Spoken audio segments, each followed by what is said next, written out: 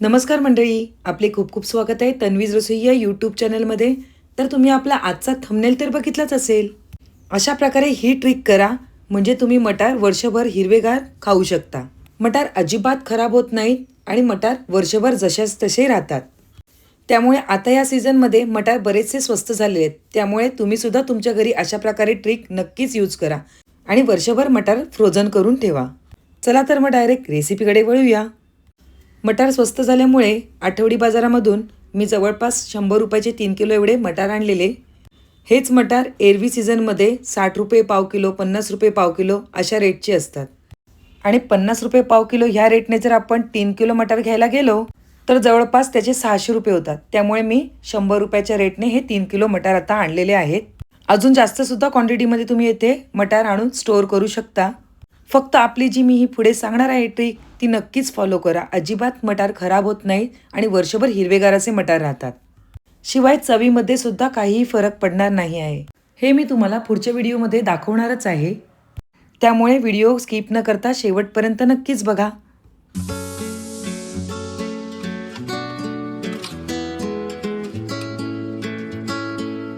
काही जण directly frozen करतात मटार, पण आज आपण जी ट्रिक यूज करणार आहोत त्याच्याने आपले वर्षभर मटार हिरवेगार आणि चवीला सुद्धा छान असे राहणार आहेत.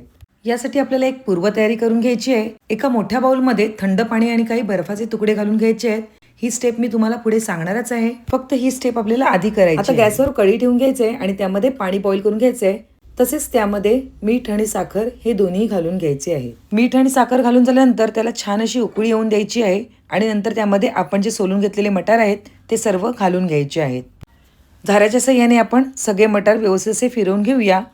मीठ आणि साखर हे प्रिझर्वेटिव्ह आहे, त्यामुळे आपल्याला ह्या पाण्यामध्ये मीठ आणि साखर घालून घ्यायची आहेत. त्यामुळे आपले मटार हे वर्षभर हिरवेगार आणि छान चवीला सुद्धा राहतात. पाण्याला जास्त उकळी येऊन द्यायची नाही. फक्त 1 ते 1.5 मिनिटामध्ये आपल्याला हे मटार पटकन काढून घ्यायचे आहेत. मी टायमरच लावलेला, तुम्ही सुद्धा टायमर लावून घ्यायचं आहे. हे आपल्याला जास्त शिजवायचे नाही आहेत.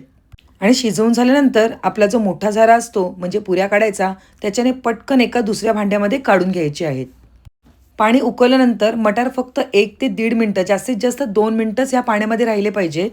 मटार हे जास्त नरम पडायला नकोत आणि पटकन हे दुसऱ्या भांड्यामध्ये काढून घ्यायचे आहेत. तसेच बाजूला आपल्याला थंड पाणी सुद्धा ठेवून द्यायचं आहे तयार केलेलं. मगाशी मी यासाठीच सांगितलेलं की आपल्याला ही पूर्वतयारी अगोदरच करून घ्यायची आहे. तर यामध्ये मी थंड पाणी आणि बर्फ हे दोन्ही सुद्धा घालून घेतलेलं. आता आपण उकळी काढून घेतलेले जे मटार आहेत ते यामध्ये मस्तपैकी थंड करून घ्यायचे आहेत. हे मटार व्यवस्थित असे थंड झाल्यानंतर आपल्याला हे सुकवून द्यायचे आहेत. काही जण काय करतात, ह्या स्टेपपर्यंतच मटार करतात आणि तसेच स्टोअर करून ठेवतात. पण या ठिकाणी आपण जे काढून घेतलेले मटार आहेत त्यातील पाणी पूर्णपणे आपल्याला निथळवायचं आहे. त्यानंतर एक स्वच्छ कपडा किंवा टॉवेल घ्यायचा आहे आणि त्यावर हे सर्व मटार व्यवस्थित असे पसरवून ठेवायचे आहेत. मटारमधला वरची जी पाण्याची लेअर आहे ती संपूर्णपणे सुकली पाहिजे, एवढे आपल्याला हे मटार ड्राय करून घ्यायचे आहेत. हे मटार अशा प्रकारे ड्राय केल्यामुळे आपल्या मटारची चव शेवटपर्यंत छान राहते आणि तसेच मटारसुद्धा हिरवेगार राहतात. तसेच तोपर्यंत तुम्ही सांगा, तुम्ही आपल्या चॅनलला सबस्क्राईब केलं की नाही. जर सबस्क्राईब केलं असेल तर ठीकच आहे, आणि जर नसेल केलं तर आपल्या या चॅनलला म्हणजे तन्वीज रसोई या यूट्यूब चॅनलला लाईक, शेअर आणि सबस्क्राईब करायला अजिबात विसरू नका. तसेच बाजूला असलेल्या बेल आयकॉनवर प्रेस करायला विसरू नका. त्यामुळे तुम्हाला असे साधे आणि सोपे व्हिडिओ बघायला भेटतील. मटार ड्राय होत आहेत तोपर्यंत आपण एक बघून घेऊया. मी गेल्या वर्षीचे हे फ्रोझन ठेवलेले मटार आहेत ते सुद्धा हे जशाच तसे राहिलेले आहेत. अगदी त्याला काहीही झालेलं नाही आहे. त्यापासून मी तुम्हाला एक पटकन अशी रेसिपी बनवून दाखवणार आहे. जवळून तुम्ही बघू शकता अगदी मटार जशाच तसे आहेत आणि थोडंसं पाणी घातल्यानंतर त्यांचा रंग आणि चव जशाच तशी राहते. आता पाणी घातल्यानंतर तुम्ही बघू शकता आपले मटार अगदी हिरवेगार असे दिसत आहे. आता मी या ठिकाणी तुम्हाला पटकन होणाऱ्या पुलावची रेसिपी दाखवणार आहे. यासाठी मी तेलामध्ये काही खडे मसाले घालून घेतले आहेत. त्यामध्ये तेजपत्ता, दालचिनी, काळी मिरी, लवंग आणि मोठी वेलची हे सर्व घालून घेतलेले आहे. हे व्यवस्थित असे तेलामध्ये परतवून घ्यायचे आहेत. तसेच त्यामध्ये 2 ते 4 हिरव्या मिरच्या घालून घ्यायच्या आहेत. त्यासुद्धा आपण व्यवस्थित तेलामध्ये परतवून घेऊया. तसेच मी खलबत्त्यामध्ये आलं आणि लसूण हे बारीक करून घेतलेलं ते सुद्धा आपण यामध्ये घालून घेऊया आणि व्यवस्थित असं मिक्स करून घेऊया. म्हणजे हे सगळे फ्लेवर आपल्या तेलामध्ये उतरतील आणि आपला पुलाव पण एकदम छान असा तयार होईल. येथे मी 3 मीडियम साईजचे कांदे घेतलेले, ते सुद्धा लांबडे पातळ कापून घेतलेले आहेत. ते सुद्धा आपल्याला ह्यामध्ये घालून घ्यायचे आहेत आणि व्यवस्थित असे परतवून घ्यायचे आहेत. आता पुलावला लागणाऱ्या सगळ्या भाज्या मी या ठिकाणी घातलेल्या आहेत. त्यामध्ये फ्लावर, शिमला मिरची, गाजर, फरसबी आणि तसेच आपले गेल्या वर्षीचे फ्रोझन ठेवलेले मटार बघा एकदम हिरवेगार आणि छान असे दिसत आहेत. अर्धा तास अगोदर मी तांदूळसुद्धा भिजत घातलेला, तो सुद्धा मी यामध्ये घालून घेणार आहे. या ठिकाणी मी बासमती राईस वापरलेला आहे. जर तुम्हाला पटकन राईस बनवायचं असेल तर आपल्या घरचे तांदूळसुद्धा वापरले तरी या ठिकाणी चालणार आहेत. खरंच यामध्ये काही मसाल्याची सुद्धा गरज नाही, टोमॅटोची सुद्धा काही गरज नाही. फक्त काही गरम मसाले म्हणजेच खडे मसाले आणि भाज्या आपल्याला या ठिकाणी घालायच्या आहेत. आणि यानंतर यामध्ये आपण आपले तांदूळ आणि भाजी भिजेपर्यंत फक्त तेवढाच पाणी घालून घ्यायचं आहे. तर या ठिकाणी मी गरमच पाणी घातलेले आहे. तुम्हाला दिसत असेल आपले तांदूळ आणि भाजी जेवढे भिजतील तेवढंच आपल्याला या ठिकाणी पाणी घालायचे आहे. आता वरून आपण कुकरचे झाकण लावून घेऊया आणि याला 3 शिट्या काढून घेऊया. तर इथे आपल्या पटकन आणि झटपट अशा कुकरच्या 3 शिट्या झालेल्या सुद्धा आहेत.